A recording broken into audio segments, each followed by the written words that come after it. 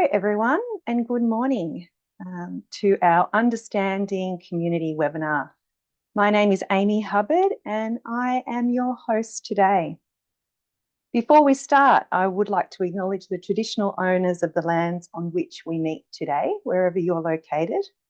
I would like to pay my respects to elders past and present and recognise their continuing connection to land, waters, and culture. As we gather during National Reconciliation Week, we recognise the importance of truth-telling, listening and learning from First Nations peoples and communities. Reconciliation is not a single action, but an ongoing commitment to respect relationships and shared understanding.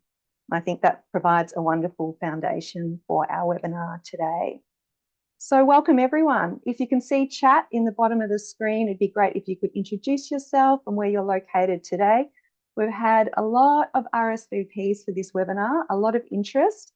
And I know that there are a lot of people coming from every state and territory in Australia, but also from overseas. We have an echo. Oh, I'm sorry, Shirley. Sorry if there's an echo. I'll try and deal with that in a minute. But why are we here, first of all, and then I'll have a look at some tech, but why are we here? We're really here this morning to understand why understanding community matters, okay? So why it's really important to understand community before we roll into our engagement, before we turn up on day one. So understanding community is about exploring the role of community and stakeholder insight in effective engagement design and project delivery. We're also here to talk about the evidence base because there's so many different sources of information out there about communities and stakeholders. At times it can be quite overwhelming because there's so much there. But we're going to explore some of the key sources of information and how you might use them. And the final part of today is really about sense making. So when you're in this pool of data information, what are the questions that you need to ask to explore, to understand insights and gaps, to make meaning of it before you launch into your community engagement? Now, today I'm joined by my very esteemed colleagues, Emily Mallon and Molly Rashley. Both are very senior members of the Capire team, and they're both community engagement specialists. Now, yesterday I did ask them for 3 fun facts about each other, or about themselves. I think they kind of rolled their eyes at me, so we didn't get very far on that. So I'm going to say a few things now while they have a giggle.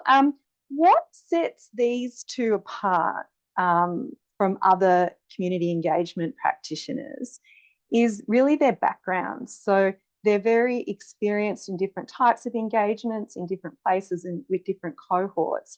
But Molly's background is in social impact and social planning. So she comes at it from not a totally different lens, but there's a different underpinning there. And especially when we talk about understanding communities. So Molly has lots of stories to bring to the table and lots of experience. And then Emily's background is in evaluation. So, and, different types of evaluation, including participatory evaluation. So I think today we're going to have a great conversation. I hope that you can hear me okay and I'm not too echoey. I'm getting a nod. That's good. Something stabilized. We can move on. In terms of housekeeping today, we are recording this session because I know a lot of people have RSVP'd. We might just go on to the next slide, Molly, but it is being recorded. A lot of people have RSVP'd, but they've RSVP'd so they can be sent the recording. So it's really important that it is recorded. If your Zoom freezes, our number one recommendation these days after years and years of using Zoom is to shut it down, leave and come back in. That's our best advice. And if you've got questions, please use the Q&A tool at the bottom of your screen. If you can't see that tool, it might be underneath those 3 little dots that you'll see on the right-hand side. Please use the chat freely. If you've got insights, reflections, observations, top tips, please put them in chat and share them with everyone else here today. So let's get started, everyone. On the screen at the moment is a diagram, very simple diagram, which really tells the story of the key steps of designing effective engagement. Okay. I would hope that you don't, when you know that you need to do some community engagement, you're not just going, I need to do community engagement, well, let's write a survey. I hope that's not you. Effective engagement is about, a lot of it is in the planning. The magic happens in the planning. And the diagram on the screen, I'm just going to talk you through, and I'm sure many of you are across this, and the model that you might be across might be slightly different. I'm just going to go through it just to refresh your memory. So first of all, when we walk into any engagement project, it's normally engagement attached to a project. So we need to understand the project itself. What is the project trying to achieve? What's the purpose of the engagement that will support the delivery of the project? But also, what are those negotiable and non-negotiable elements? The negotiable elements being those components or parts or decisions within the project that the community or stakeholders can influence. The non-negotiables, the things that are locked down, that decisions around those non-negotiables will be made by maybe from technical specialists or the leaders of the organisation. But from understanding the project and setting those goalposts for the engagement, then we can then go into an engagement frame. And that's really putting a frame around the conversation. You can't talk about everything, so let's create a really succinct and defined frame so we know what we're talking about and what we're not talking about that engagement. The next step is about why we're here today. It's about understanding community. Community engagement is, we'll go back up to the original slide. Sorry, Molly. Yeah, that one. Community engagement is all about community, okay? So I'm going to talk about those 3 red boxes in a minute. But as we move through the diagram, after understanding the community, understanding the relationships, the history, the social impacts, what people are talking about, how the community is changing, only then can we go, these are the goalposts for the engagement. This is what the project's all about. This is what the community is thinking, feeling, and experiencing. Now let's determine the tools and techniques. We complete our engagement. After our engagement, we take in all this sort of data and information. We prepare a report. A lot of us call that closing the loop. And then we do an evaluation, don't we, Emily? We always do an evaluation of every process that we do. We never just leave it and move on to the next engagement. So this is these are the standard steps in planning for effective engagement.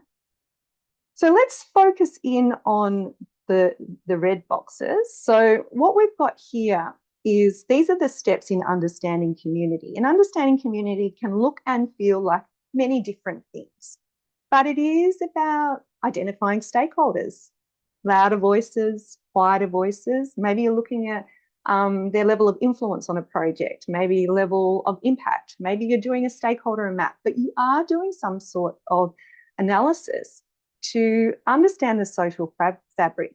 And we would really call these 3 steps your social due diligence. And this doesn't just inform your engagement, but it also informs other parts of your projects as well. And what has happened in the last 20 or so years is that these steps 20 years ago, we did them all the time. We do them all the time at Capire as practitioners because a lot of us do have a social background. But in many projects, we are evaluating or we're observing as an independent group of experts. We're seeing these steps are falling away. So what's happening is we're going from the engagement frame, so the framing around the conversation. If we just go to the next slide, Molly, we're going straight from that engagement frame. These are the questions that we're going to ask. this is the information that we're going to be eliciting from the community, and we're jumping straight into tools and techniques. And we are seeing this more than often now. I think, there are a number of reasons, and it's not malicious. None of us that work in this field, we have malicious thoughts, really, or intent when we're working with community. It's not that. They're structural, they're cultural, they're commercial. They are the reasons those three elements are dropping out of our planning process for engagement. But let's look at some more reasons why. Capire does a lot of research in this space. We have an annual survey called the Engagement Compass, which picks up some of this, but we're often doing benchmarking of different organisations and different projects to understand what's going on. So let's look at some of the reasons why understanding community is being overlooked. The first one is really about that pressure to move quickly. And I think we can all relate to that, okay? There is no one that I know that works in community engagement that doesn't relate to that. So projects are often under political, funding, procurement, or delivery pressures. Engagement becomes something to mobilise quickly rather than something designed carefully, okay? Understanding community is seen as slowing the project down instead of reducing future risk, okay? Because people want to just roll into day one engagement. They just want to sort of get it done to move to the next stage of their project. The second reason is engagement is treated as a task and it's not treated as strategic work. So some proponents still see engagement as communication or consultation activity rather than a core part of project planning and risk management. Okay? They just want to see the task done and ticked off. We don't need to do any more thought or research, or we don't need to do any more research to go into that task, just get the task done. Next one is about overconfidence and assumptions, and I'm seeing this quite a lot. So project teams often assume they already know the community because they might have access to some data or previous reports. They might have technical expertise. But data alone rarely explains local history and relationships and levels of trust and power or lived experience. So there is an overconfidence. In some organisations, this does happen. The fourth reason is procurement and budgets don't prioritise it. Scopes and timelines often allocate funding for engagement delivery, but they don't fund the upfront community understanding, which could include stakeholder mapping or relationship building or social research. It's just not included in that. It might be a lump sum fee. The fifth one is that a belief that engagement in itself will build trust, okay? People, a lot of organisations, a lot of projects think the engagement, will do the engagement, they'll trust us, okay? Some teams assume trust is created simply by consulting or engaging. The communities often judge projects first on whether they feel understood and respected, okay? And that's really important on day one. You only have one day one on your engagement. It's really important to get it right. If the engagement demonstrates ignorance of local context, trust can decline before meaningful dialogue or engagement can even begin, okay? You've already been striked off the to talk to list, before you've even launched into a conversation. The sixth one is short project cycles and staff turnover. And we see this all the time, especially in sort of state government, we see this.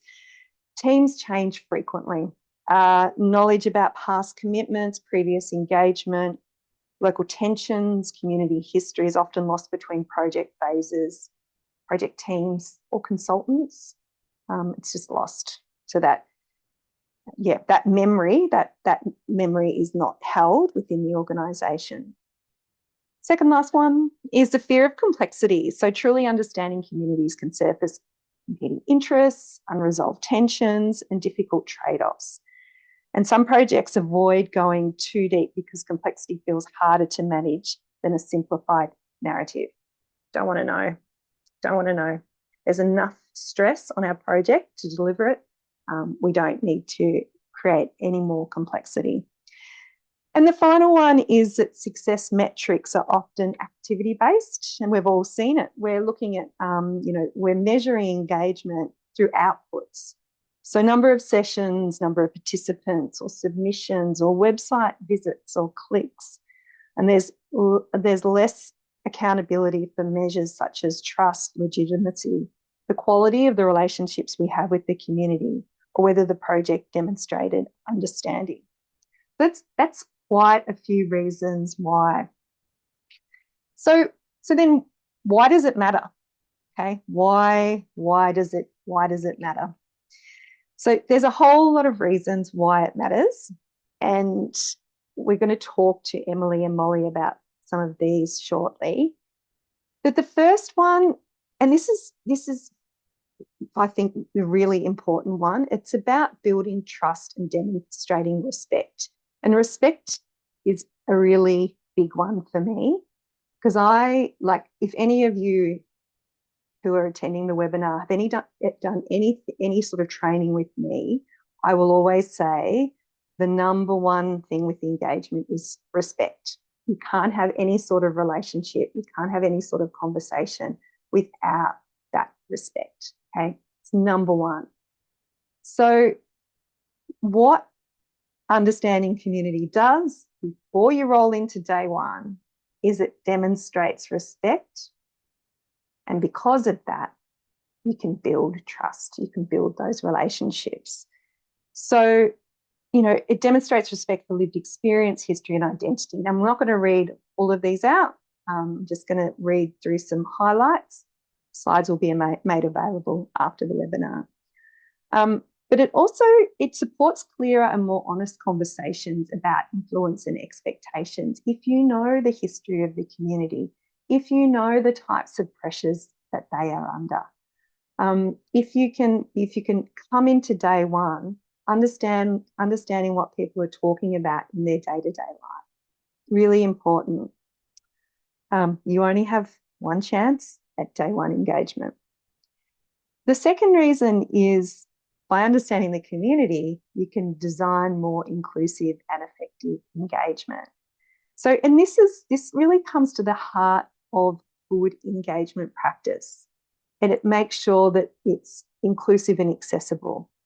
It makes sure that it's broader than the louder voices, those dominating individuals or groups in the community. It also identifies those people who are missing from the public conversation. And by understanding community, you're more likely to select tools, methods that reflect the participation needs of that community. So it improves the overall quality and relevance of participation. And finally, it's about managing risk and reducing conflict. And when we're working with engineers, I often focus on this, okay? So doing the piece with the community before day one engagement helps identify social, reputational, operational risks early. We've done this work and we've identified real environmental risk beforehand, and been able to say one project, a dam project we worked on, we saved 9 months worth of time. But it also reduces likelihood of backlash, mistrust, and engagement fatigue, because the engagement is more effective. It is more relationship-based. But it also provides insight into those previous experiences, tensions, and cumulative impacts that may shape community responses to what you're doing now. So that's some of the reasons why it matters. But now I would like to ask Emily and Molly. So we'll just stop sharing the slides. So Emily, I'll start with you first because your camera was on. So what do communities experience when projects don't understand them? So let's start on the community side. Excellent. That's where we should be starting, right? Hi, everyone. I'm Emily. Welcome. Thanks, Amy. Yeah, well, obviously, I've been thinking about this. And I suppose the key thing is, and you've said it, if you haven't done your homework before you begin to formally engage, it feels like it's about you, not about the community. It feels like it's your agenda. It can feel like performative engagement, like you're going through the motions. It's about your time frame, your agenda. You're ticking the boxes. Maybe you want approval from them, but you're not really seeing them. You're not really seeing the community. Um, and I guess it's sort of like, what happens in any relationship when someone doesn't feel seen and heard.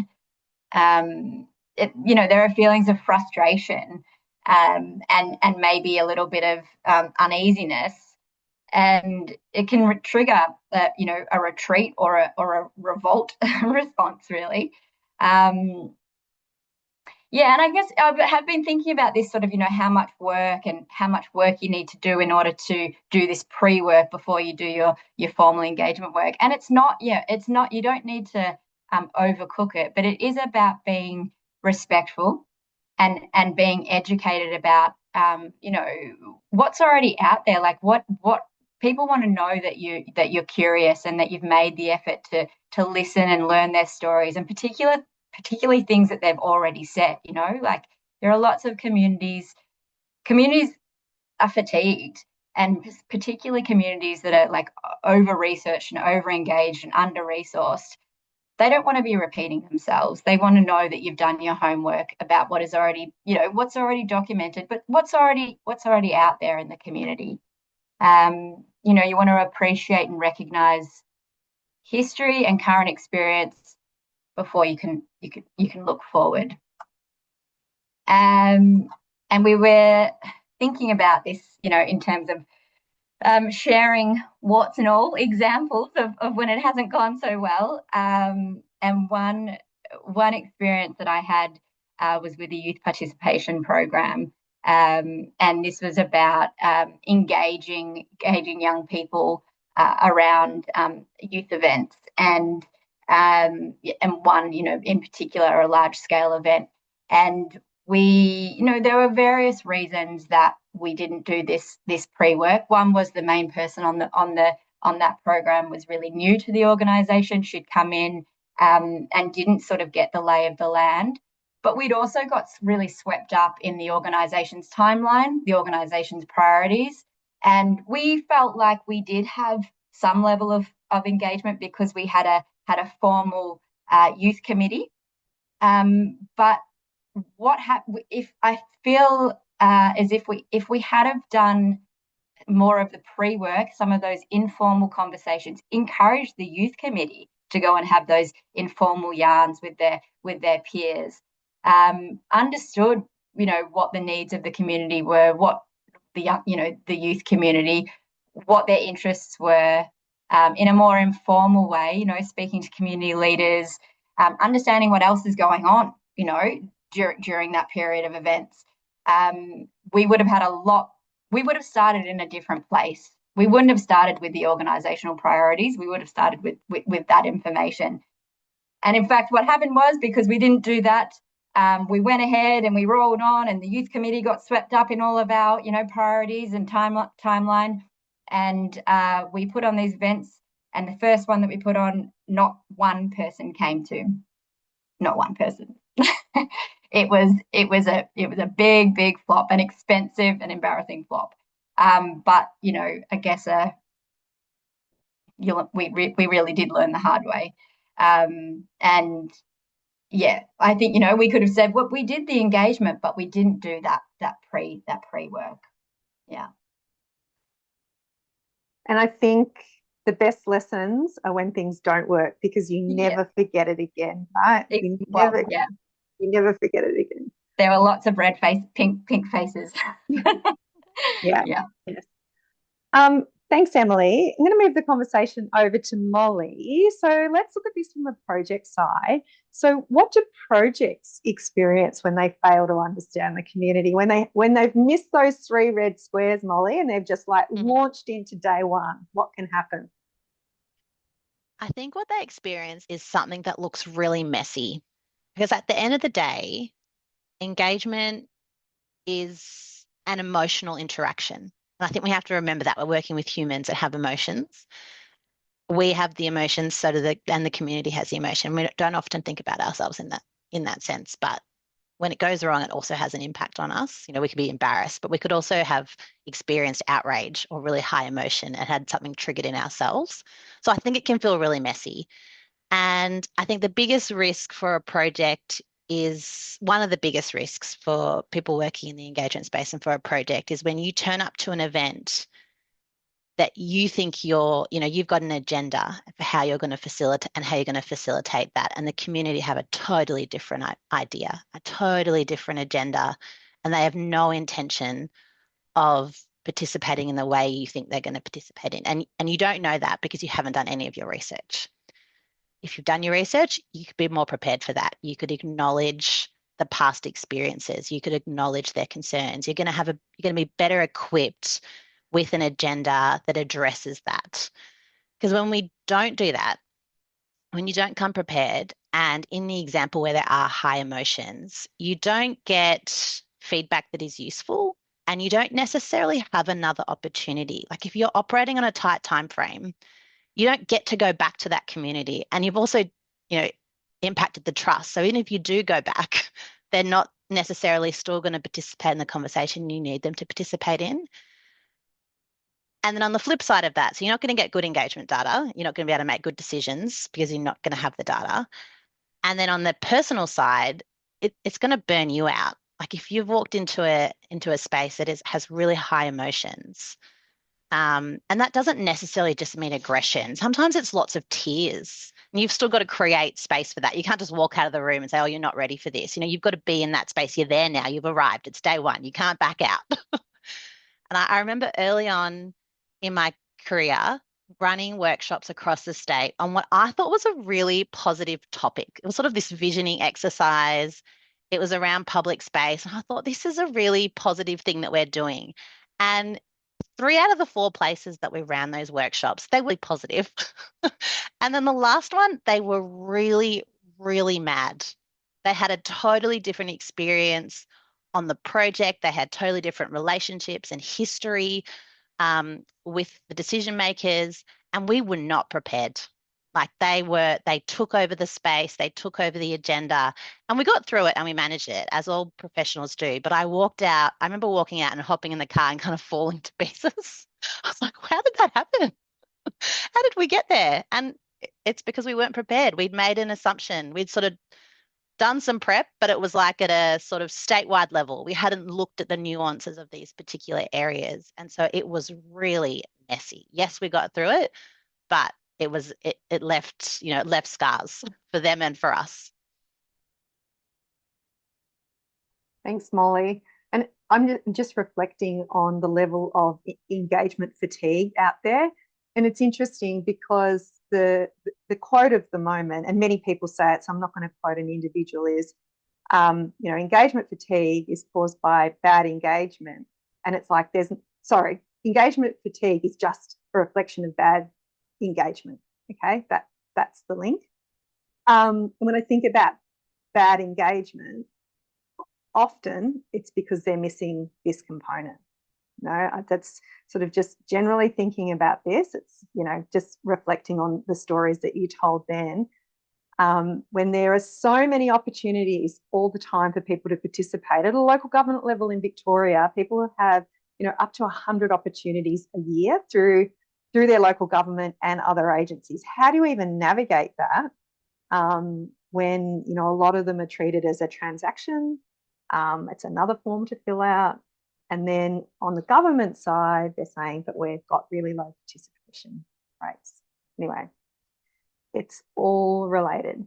So let's move the conversation now into data sources, because understanding communities, you can do that by having some conversations before you go into day one. It can be about having conversations, but there is a lot of really good information out there. But our number one recommendation is a good community understanding comes from combining evidence relationships and lived experience, and not relying on a single source of information. That's really, really important. So we've put these sources of information into 3 buckets. So the first one there is data and documents. So really that's what the evidence says, okay? Some really, really obvious evidence is, ABS census data or CFA data, but it could also be, local government or service provider strategic plans, engagement reports, like what's been said before, who has participated before, what are the burning issues from that conversation before, or social research, local media, could be social media. Social media, it's a bit of a grey space, but it could be in any of these 3 buckets. Secondly, people and networks. So this is sort of more like, what do the trusted voices know? Okay, what do they know? And this could be actually having those fireside chats, those more informal chats. You could call it pre-engagement, or it's just a conversation. So representatives of groups, cohorts, cultural groups, organisations providing community services. So what do they know about the community? And finally, it's that lived experience and observation. So site visits, attending local events, informal conversations when you're at those events, behavioural observations, and visiting community spaces and places. And one of the best ways we get information about regional communities is visiting community spaces and places, because often they'll have a notice board there, and community notice boards, when they're well used, like in regional areas, they are a wealth of knowledge. They're kind of a gateway to a whole lot more information about that community. I'd love to hear now from Emily and Molly again about some of the data and information that you have looked at. So I'll start with you, Molly. Can you provide a couple of examples of data you have used to get a better understanding of the community? Okay. I'll start with, I know this seems like the obvious one, but maybe it's so obvious that we sometimes forget to do it, which is just starting with ABS data, which you can get through census data, which you can get through the ABS website, or there's platforms like Community ID that do some great analysis and include the forecasting as well, which is super useful. So what that data does, it essentially just helps you understand who actually lives in that community. Things like age groups, cultural diversity, languages spoken at home, disability, internet access, household types, income levels, employment patterns, all those factors which actually directly influence how people engage, or even their willingness to participate in engagement. For example, it can show the community has a large aging population, has low digital access, or high numbers of people speaking a language. Probably not going to do an online session. Like, it's probably just not going to work for this community. There could also be things around, literacy, thinking about even the materials you provide, whether that's going to be understandable, things like that. You can actually, census data is going to prepare you for that. Another example is past engagements. What did we learn last time? If I think about that example where, we ran those 4 forums, 3 were super positive, 1 wasn't. Did we learn from that? Did we put that somewhere where the next project that's going to go out and engage with that community, have we recorded it in a way that someone can learn from that? Because I think we all I think are committed to continuous learning, but how often do we actually stop and reflect about what we learned last time, either engaging on that topic or engaging with that community? Same thing. You can think you're engaging on a project that's really positive, like a play space. You might think, yep, who would not want a play space? Who would not want that? But then if you actually look back and you say, what was the last thing we did in this community? And it was actually something that really made them angry.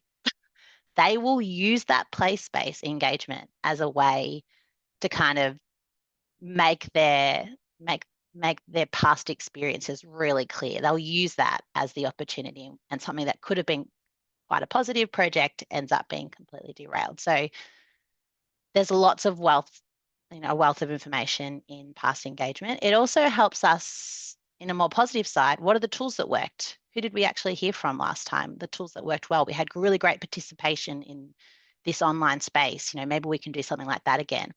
But also we didn't hear from these people. So where do we need to maybe put more of our effort into our targeted engagement? Which groups typically are underrepresented in our community? I think you can learn a lot of that from what you did last time. Thanks, Molly. Over to you, Emily. You Thanks. might look at sort of different data, similar data. I just wanted to make a point about the ABS data. And one example is a project that we did, and if you're thinking about where you're going and looking particularly at who lives in that place and how they live in that place, data like whether, people are permanent residents or holiday makers, there might be that's really helpful information to know, well, when am I going to engage? Like we did a project where actually over 50% of the people in that place weren't permanent residents. They didn't live there. And we got that from ABS. So we knew then, okay, how this, just sort of doing a letterbox drop or churning up, on a day that is a not a holiday making time, not a holiday, won't actually reach, most of the people that live there. So I think, using that data to then inform how and your tools and techniques is critical.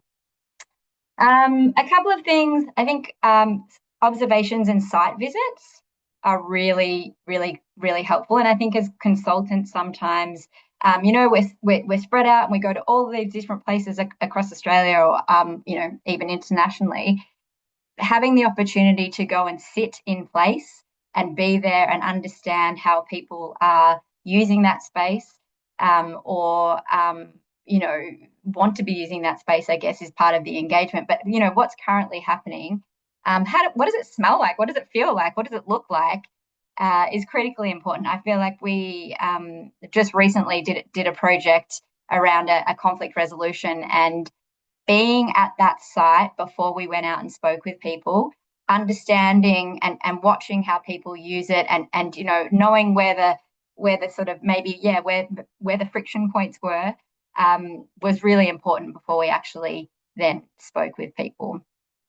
The other thing is, I guess having those informal yarns, having those like cups of tea and conversations with people, and you can use your network, right? You don't need to kind of go out very broad, but if you're going into a community or you're undertaking engagement, think about who you can speak with informally before you get in there, so you can kind of get the lay of the land, and understand if you've missed anyone.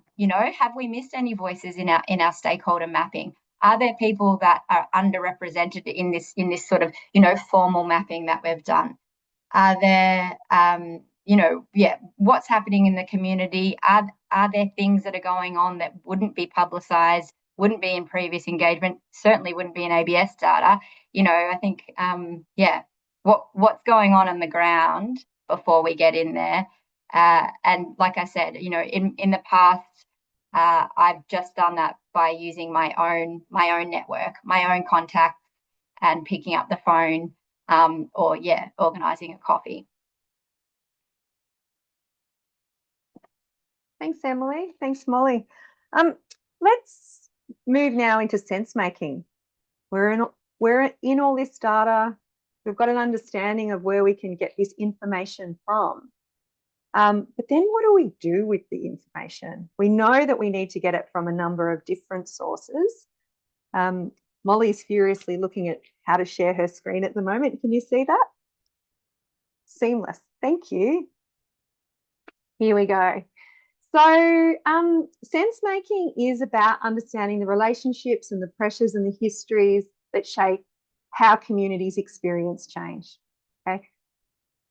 Community engagement in all its forms, it's about the future. Something's going to happen. There's going to be a decision or action about the future. Okay. So the sense making is about us sort of understanding how these communities will experience change. Okay, so from a community context perspective, the types of questions it would be asking is, what has happened here before?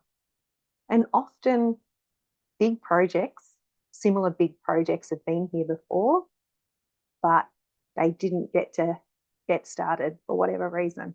Okay, it's good to know what those reasons are. And what projects, decisions, or events still shape the attitudes today? Remember, you can destroy the trust with the community in a few seconds. And for government organisations, it takes between 3 and 5 years to rebuild that trust. Fun fact from our research. So what makes the community unique? This is really important, especially in regional areas, or if you're working in suburban areas across a number of suburbs. Okay, I live in Northcote in Melbourne.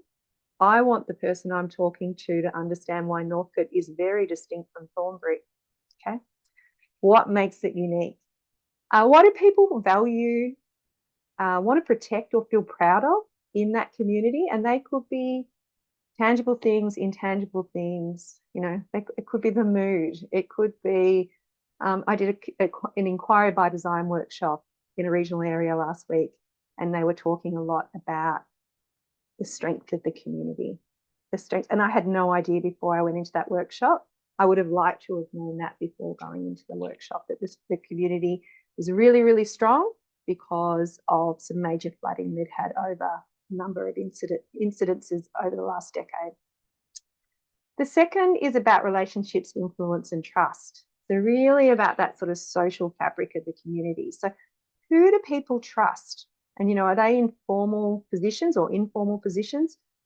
Do they run the 7-Eleven, or are they the president of the Rotary Club or something else?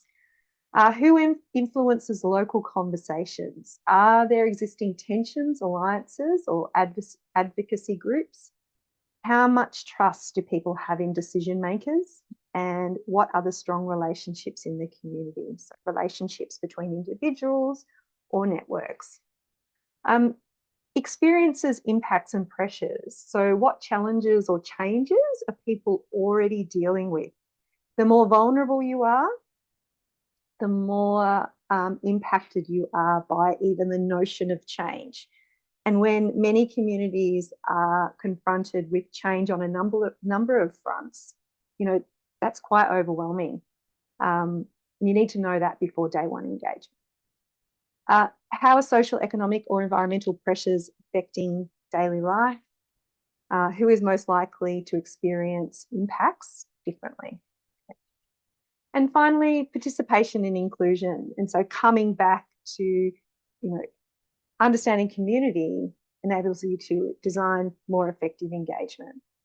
So who is participating in local engagement and who is missing? What barriers may prevent involvement? How do people prefer to participate? Where do people get their information, and what channels are trusted? Is there a history of division or unrest? That's kind of the sense making. They're the questions to ask. I'm just going to ask Molly to stop sharing for a moment. And I'm going to ask Emily and Molly if they've just got any comments about the sense making, like any, I know we didn't talk about this question, but any sort of challenges when you're looking through information, like what would your advice be?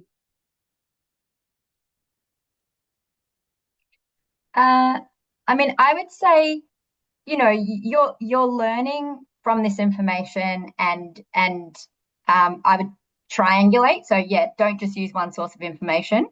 Again, it doesn't need to be laborious. You know, a couple of conversations, you're looking at ABS data, you sort of, you know, kind of thinking, you're beginning to paint a picture, but this is still just a sketch. You know, you then go in and you test what you're learning through that formal engagement, through conversations with the community. So I think it's demonstrating that you've done your homework.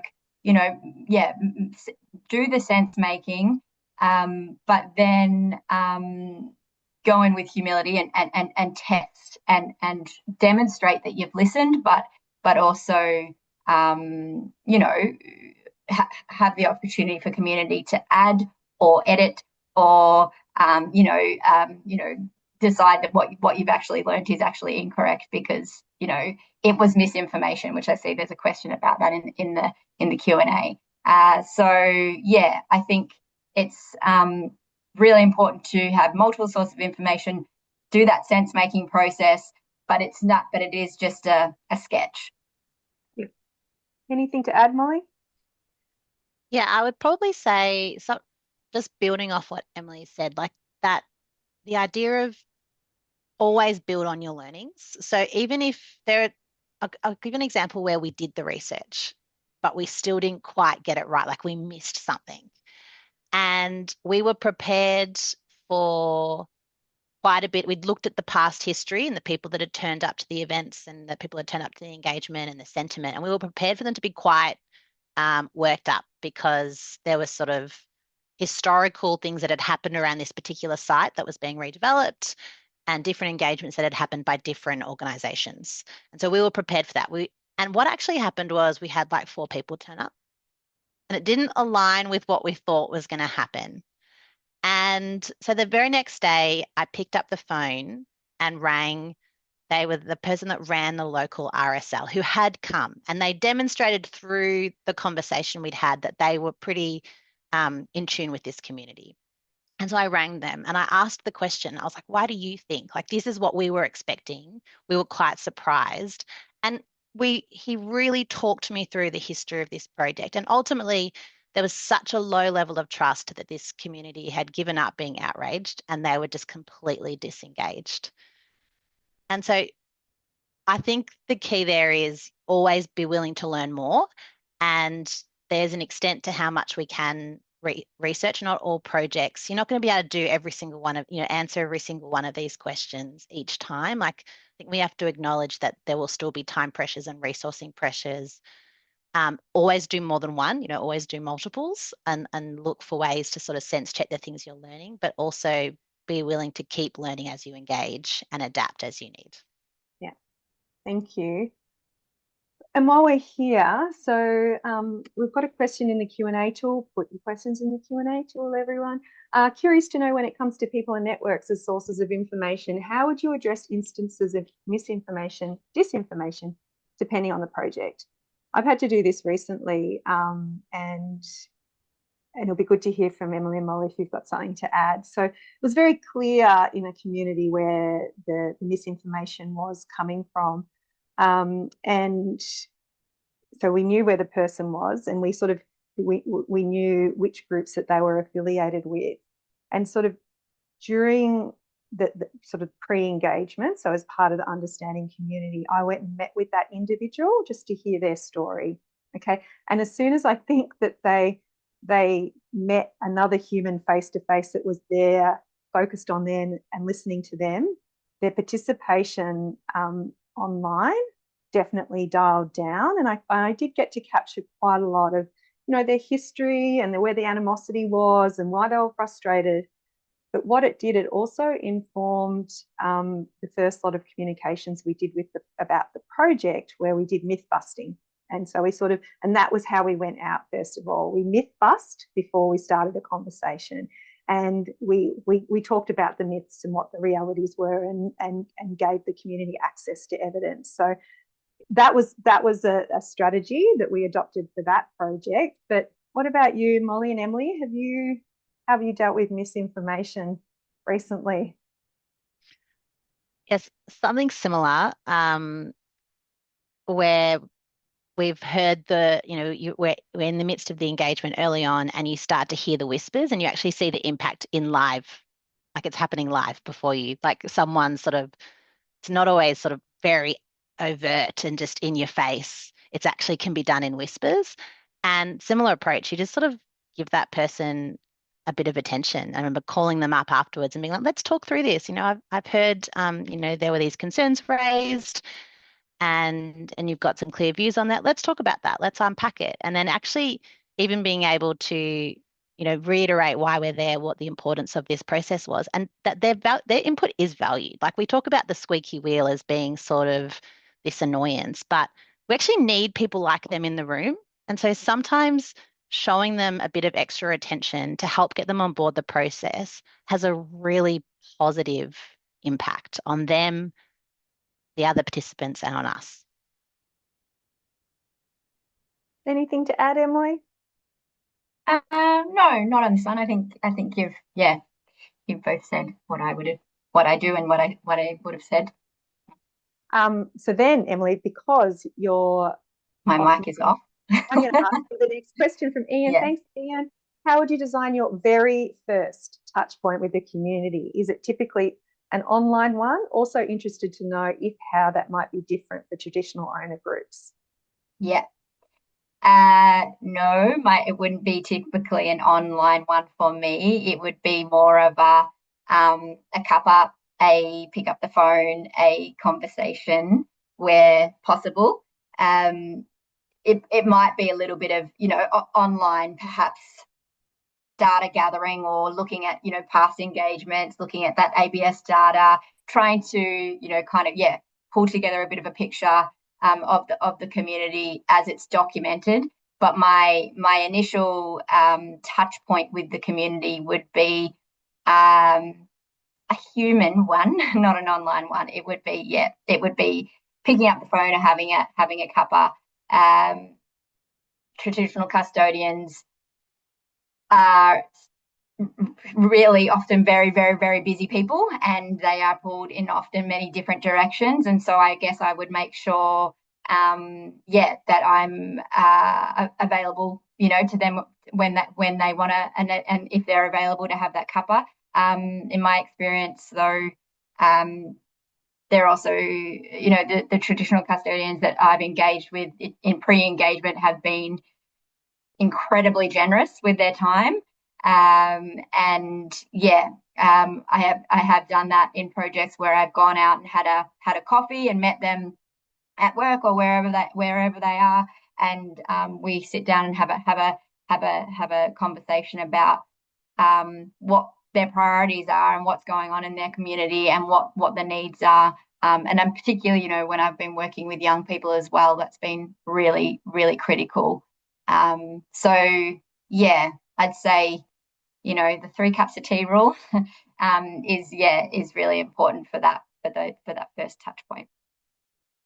Completely agree. Thanks, Emily. And I just think investing that time face to face up front, it can really establish the foundations for a positive relationship. That's what it is. And it's also that you're not like, oh, I've got between 10 and 11:30 on Friday to meet you for a Teams meeting to talk about the thing.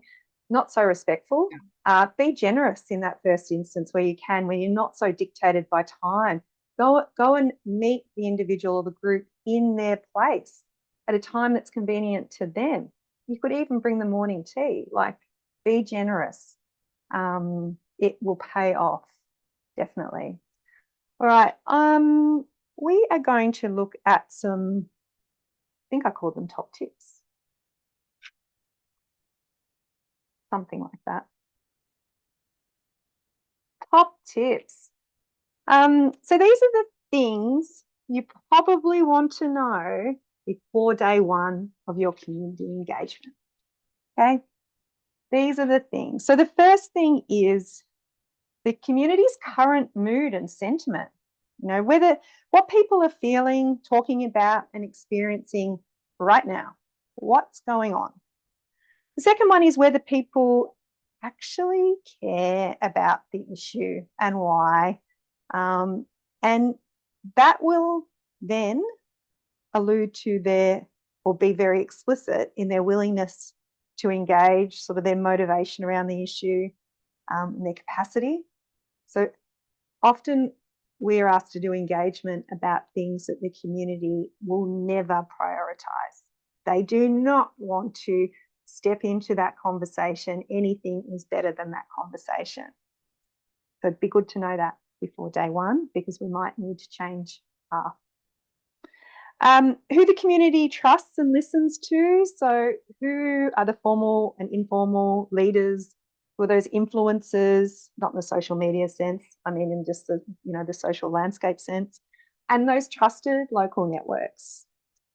The fourth one is the history behind the issue or the project. So it's good to know if there were previous projects or promises or engagement processes, unresolved tensions that may shape trust and perceptions. What people value most about their community, okay, what's really important to them, and that could be related to identity, character, culture, relationships, and just their local priorities.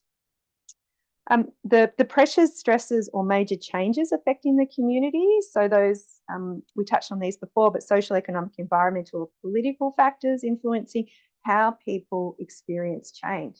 Really important. What's going on? How community dynamics actually work on the ground. You know, what are those relationships? Those formal structures, relationships, where there might be those conflicts and tensions. Whether lived experience aligns with formal data. Okay, because the formal data might tell you one thing, but when you go out and you observe the community and how it's working, running, operating, how it's been, might be something that's quite different. How different groups may experience those impacts, including who may benefit, who may be burdened, and who don't we know yet that we need to actually target during the engagement, so after day one. And finally, how engagement can fit into people's lives. And I mentioned about, whether they care and there's a willingness there, but it would be good to get a feel about people's routines, accessibility needs, preferred communication channels, and any other barriers to participation before we actually commence day one. Sally, we'll stop sharing there, Molly. Emily, Sally has got a question about the 3 cups of tea rule. Yes, sorry, I was just typing my response, Sally. Basically, it's an engagement principle. There was a book, but I don't know. I think there's a bit of a controversy about the book, so we can put that aside. But the three cup of tea principle is basically about building genuine and authentic relationships, and you do that by going and sitting and hanging out and enjoying a cuppa without an agenda. So it's like the first, it's and it's about being a guest. The first cuppa, you're getting to know each other. It's no agenda, but you are strangers. Second cuppa, you've learnt about each other. You're not friends yet, but you're becoming acquaintances, and you're getting to know one another through informal, sitting under a tree, sitting at a cafe, no agenda. And then third cuppa, you begin to say, okay, well, we have a relationship now, and maybe we can move into some more formal conversations or conversations that have an agenda. So it's a principle. If you Google it, 3 cups of tea engagement, a whole lot of stuff comes up that could be helpful. Thanks, Emily, and thanks for the prompt, Sally. All right, we're coming to the end of this webinar, everyone. So I just really wanted to emphasise that understanding your community is your social due diligence. Once your project goes public through the engagement, it's gone. Okay, you only get one shot at day one, and getting it right and demonstrating that respect and being generous. Engagement, it's about generosity as well. If any of you would like to have a chat about any of this, please get in touch with Capire. I'm also just putting our website, in case you don't have it, in the chat, because we're currently running our annual engagement survey, which is called Engagement Compass, where we get a lot of really rich information about how the practice is evolving or changing and issues that we're facing all around the world. But thanks, everyone. It's 10:59. We're right on time. Have a great day, and we will see you next time. Thanks. Thanks, Amy. Thanks, everyone. Bye. Thank you.